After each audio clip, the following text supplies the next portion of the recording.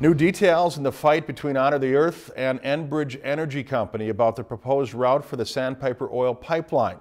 The Native American-led organization is replying to Enbridge's latest petition, saying that it violates their rights regarding wild rice harvests.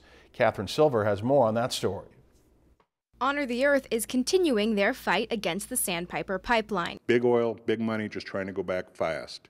And they have to recognize our rights. And that's what it comes down to. Last week, Enbridge filed a petition in response to Honor the Earth's motions granted by the Public Utilities Commission. They argued that the PUC should reconsider the extended comment period and deny the organization's request to separate the Certificate of Need and the routing permit. There's really no need to have them be completely separate from each other. They're different parts of the Department of Commerce are reviewing those separate applications in any event. Prove to me you need the pipeline first, and then we can talk about the route. Honor the Earth has now responded by filing a reply brief that references rights given to them in the Wild Rice Refuge Acts of 1926 and 1935, which protect their right to harvest wild rice in public waters within the original reservation boundaries. In 1837, we reserved the rights to hunt, fish, and gather wild rice.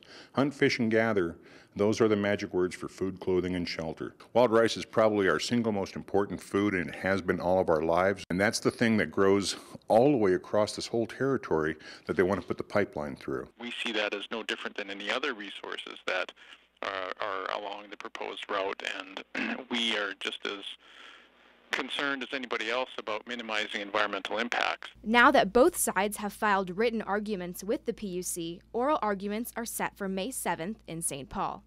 Catherine Silver, Lakeland News.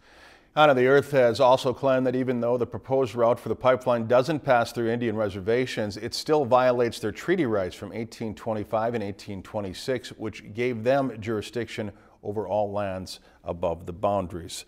If you've enjoyed this segment of Lakeland News, please consider making a tax-deductible contribution to Lakeland Public Television.